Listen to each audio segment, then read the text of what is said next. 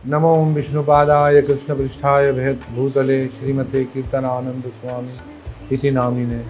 नमस्ते भक्तिपदाय प्रभुपाद प्रियाय ते लीलाक्षेत्रं परम धाम स्थापिता मेरुपाद। गुरवे गौरचंद्राय राधिकाय तदालये कृष्णाय कृष्ण भक्ताय तद्भक्ताय नमो नमः। पंचाकल्पतरुभ्यश्च कृपा सिंधुभ्येव च पतितनां पावनेभ्यो वैष्णवेभ्यो। जय श्री कृष्ण चैतन्य प्रभु नित्यानंदा श्री अद्वैत गदाधर श्रीवासादि गौरभक्त वृंद की जय हो। हरे कृष्ण कृष्ण कृष्ण हरे हरे, हरे राम राम राम। प्रिय भक्तों,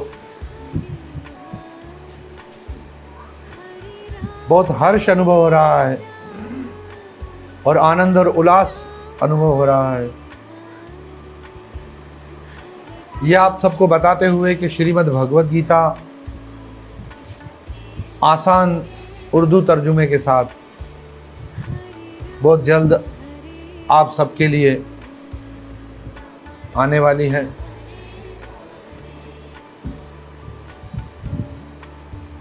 गौरंगा गुरुकुल सोसाइटी और अंतिम यात्रा सेवा समाज ने शास्त्रों पर जो पहला कदम आगे बढ़ाया है वो भगवत गीता से। एक सवाल खड़ा है, भगवत गीता ही क्यों? तो इस सवाल को समझने के लिए इस बात को हमें समझना होगा कि श्रीमद् भगवत गीता की अहमियत हमारे जीवन में है क्या।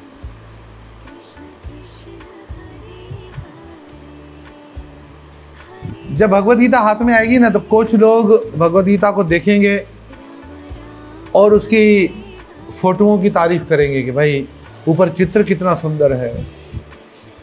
कुछ लोग पेपर की तारीफ करेंगे, कुछ लोग उसके डिज़ाइन की तारीफ करेंगे और कुछ लोग जो है हो सकता है उसमें कुछ खामियां निकाल देंगे। खामियां निकालने वालों की भी कृपा होगी कि वो निकालेंगे तो आगे आने वाली भगवत गीता में उसको सुधारा जाएगा। लेकिन हकीकत में लाभ उसको होगा जो भगवत गीता में लिखा है ना, उसको पढ़कर उसको समझकर अपने जीवन में उतारें।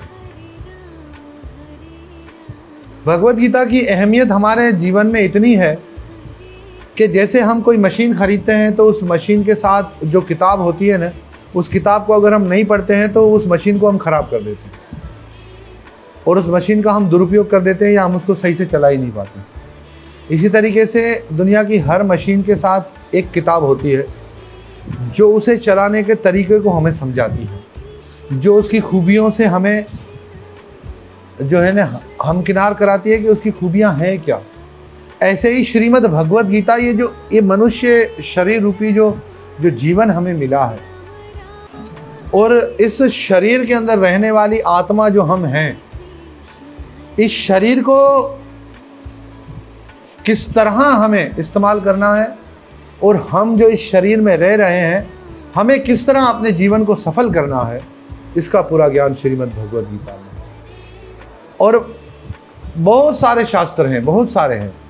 सभी शास्त्र हमें कहीं ना कहीं प्रगति की ओर ही ले जा रहे हैं, पर श्रीमद् भगवत गीता वो आसान शब्दों में बताया गया ज्ञान है कि कई वेदों को पढ़ने के बाद भी हो सकता है हम कहें कि हमें कुछ समझ में नहीं आया। सारे पुराणों को पढ़ने के बाद भी हम कहें कि अभी तक मुझे कुछ समझ में नहीं आया। पर भगवत गीता को इस तरह भगवान श्री कृष्ण ने अर्जुन को समझाया है कि अगर हम एक बार भी पढ़ लें तो हम ये ज़रूर कहेंगे कि जो हमने आज तक नहीं समझा था वो अब मुझे समझ में आया।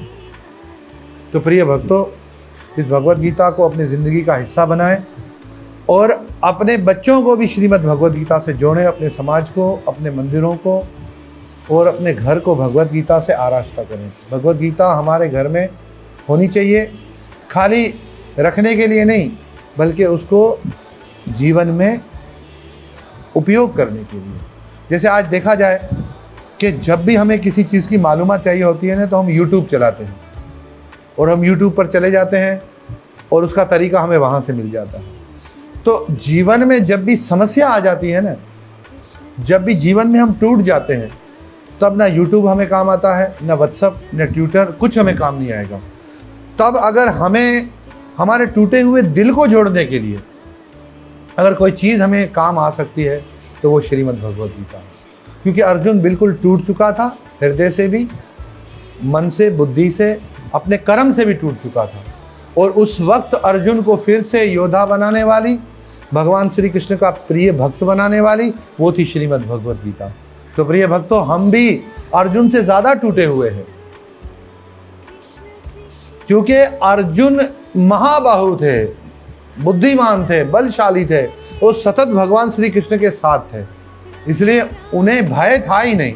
पर हम जो है उसी जंग से जूझ रहे हैं जो अर्जुन के साथ थी, मगर हम ना महाबाहु हैं, न सतत भगवान श्री कृष्ण के साथ हैं। तो भगवान श्री कृष्ण को सतत साथ लाने के लिए जरूरी है गीता, और महाबाहु बनने के लिए अपने इन हाथों से हमें धनुष बाण नहीं उठाना है, ऐसे भगवत गीता को खोलना है और अपनी दृष्टि को जमाना है इनके श्लोकों पर, और इसको पढ़कर अपने जीवन में उतारना है। और फिर क्या बन जाएंगे हम बलवान बन जाएंगे। जैसे भगवान श्री कृष्ण अर्जुन कहते हैं हे महाबाहु, ऐसे ही भगवान आपको भी कहेंगे कि हे महाबाहु, क्योंकि आपने अपनी भुजाओं में किसको उठाया है? गीता को। गीता को उठाने का मतलब है आपने अपने हाथों में कृष्ण को उठाया है। अगर आप इस गीता को अपनाते हैं तो कृष्ण आपको अपना लेंगे। हरे कृष्ण कृष्ण कृष्ण हरे हरे, हरे राम राम राम। धन्यवाद।